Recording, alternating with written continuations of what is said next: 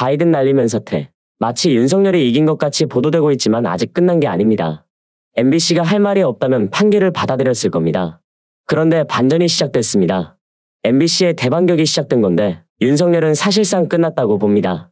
MBC가 윤석열의 뉴욕 순방, 비속어 발언 정정보도 청구 소송 1심에서 패소 판결이 나오자 즉각 잘못된 1심 판결을 바로잡기 위해 곧바로 항소하겠다는 입장을 밝혔습니다. 이제 시작이라는 겁니다. 어제 서울서부지방법원 민사12부는 MBC를 상대로 한 외교부의 정정보도 청구를 인용하는 판결을 내렸습니다.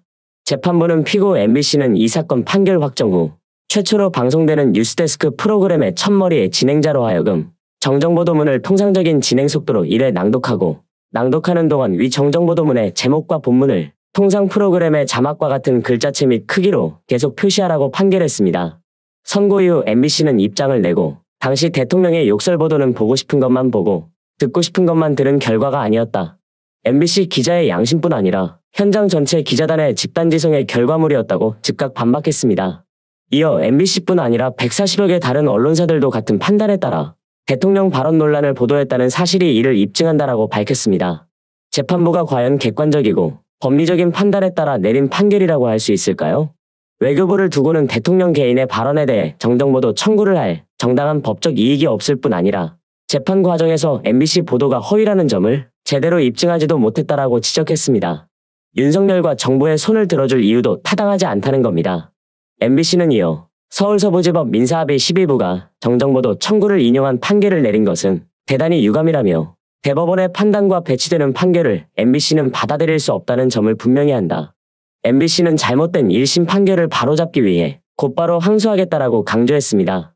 외교부의 이번 소송은 국민 대다수가 대통령실의 날리면 발언에 부동의하고 있는 상황에서 국민에게 밀리면 안 된다는 강박관념이 반영된 것으로 보고 희대의 소송을 제기한 외교부 주장대로 국익이 훼손됐다면 국격 실추의 책임은 발언의 당사자에게 있다는 것이 MBC의 주장입니다. 그간 이들이 MBC를 상대로 보여준 태도를 보면 윤석열과 정부 여당 또한 MBC를 가만둘 리 없습니다.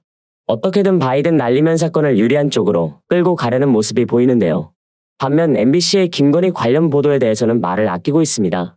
그렇게나 MBC를 압박해오던 자들이 왜 이런 상황에 김건희를 전면에 내세우지 않겠습니까? 지금의 바이든 날리면 프레임 전략을 그대로 가져가서 김건희라는 리스크도 최소화하고 어떻게든 본인들을 위한 이득을 취하기 위해 그 어느 때보다 조심스러워하고 있다고 보시면 됩니다. 김건희 주가 조작 의혹 특검법에 대해 윤석열은 거부권을 행사했고 이는 대통령이 자기 가족을 지키기 위해 헌법적 권한을 남용한 첫 사례이기도 합니다. 윤 정권 출범 이래 국정 사유와 논란이 끊이지 않더니 기어이 공적 목표를 위해 써야 할 거부권마저 사적으로 남용하는 초유의 반헌법적 행태가 벌어진 것이죠. 심지어 거부권 행사 과정도 이상하기 짝이 없죠. 특검법안 정부 이송 하루 만인 지난 5일 아침 임시 국무회의까지 열어 거부권을 썼습니다. 그리고 혹시라도 정족수가 모자랄까 국무위원들 출결까지 꼼꼼히 챙겼을 정도였죠. 결국엔 새해 초 국정에 매진해야 할 장관들을 부인 방탄용 거수기로 동원한 셈인데 이렇게 무리수를 써가며 거부권 행사를 서두른 이유는 뻔합니다. 임시국회 본회의에서 제2표결까지 속전속결로 끝내 신속히 법안을 폐기하고 김건희가 발 뻗고 잘 수 있게 해줘야겠다는 생각이었겠죠. 현재로선 2월 초 설 연휴 뒤 열리는 본회의에 가서야 제2표결이 이뤄질 것으로 보이고 당분간 김건희 특검법이 국민의 관심에서 벗어나지 않을 겁니다.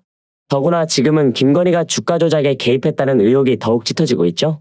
거부권 행사 뒤인 1월 11일 뉴스타파는 검찰이 산정한 김건희와 모친 최은순의 도이치모터스 주식거래 수익을 공개했는데요. 김건희가 13억 9천만 원, 최은순이 9억여 원 등 모두 23억 원에 이릅니다. 후보 시절 윤석열은 김건희가 주식을 맡겨 투자를 했다가 수천만 원 손해를 봤다고 주장한 바 있습니다. 그러나 검찰 수사 기록은 전혀 다른 사실을 말해주고 있다는 게 중요합니다.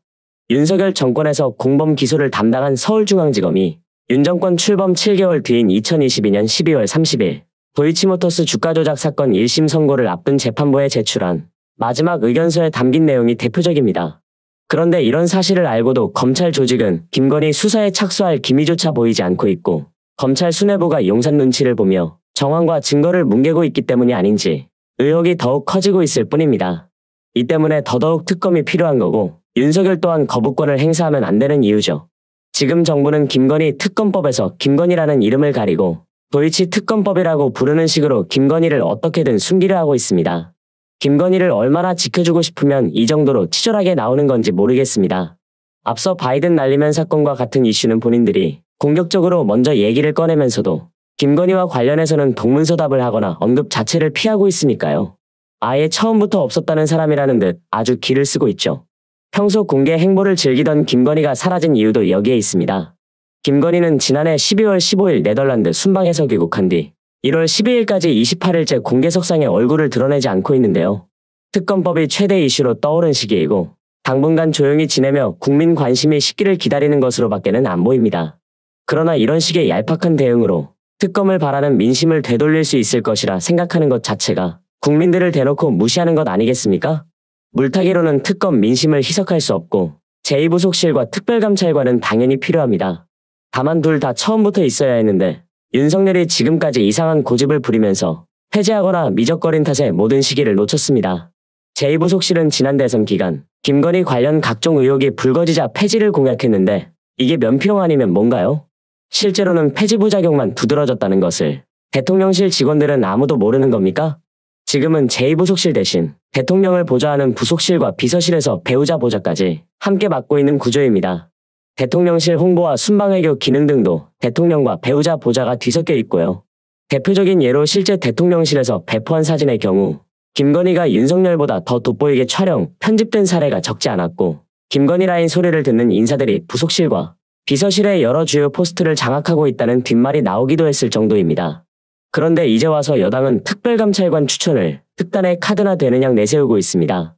야당은 특별감찰관 추천 논의에 협조하겠다는 입장인데 이 부속실이나 특별감찰관이 특검에 대한 민심의 요구를 가리는 수단이 될 순 없다고 강조하고 있습니다. 야당이 민심을 훨씬 잘 읽고 있다는 거죠. 뭐가 그토록 무섭길래 김건희 특검법이라는 이름조차 부르지 못하느냐는 의구심만 북돋고 있는 게 정부 여당입니다. 감추기의 시작은 한동훈 위원장이었습니다. 김건희 특검법에 대해 물었는데 도이치 특검이라고 답하고 이후 여권에선 김건희 특검이 아닌 도이치 특검으로 명칭이 일사불란하게 통일됐죠. 민심을 똑바로 읽고 윤석열에게 할 말을 하라는 국민들의 요구에도 여당 의원들은 요지부동, 정부 인사들도 윤석열 명령에 따르기에만 바쁩니다. 김건희를 숨기는 것부터 너무 식상합니다. 김건희가 대외 활동 없이 은거에 들어간 건 이번이 처음이 아니죠? 지난 대선 기간 허위 이력, 주가 조작 등 의혹에 휩싸이자 본인 입으로 조용히 내조만 하겠다고 선언까지 했었습니다. 하지만 권력을 잡자 언제 그랬느냐는 듯 조용한 내조 약속을 깨고 본격적으로 광폭 행보에 돌입했습니다. 세상 이렇게 뻔뻔한 인간이 있나 싶을 정도입니다.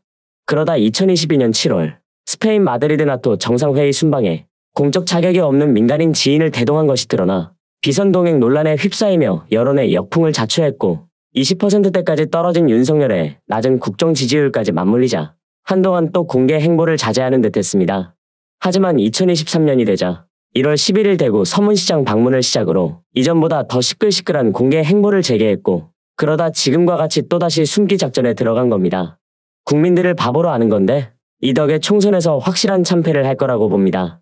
윤석열의 무능함이 정부 전체를 어디까지 망하게 하는지 지켜보기만 하면 될 겁니다.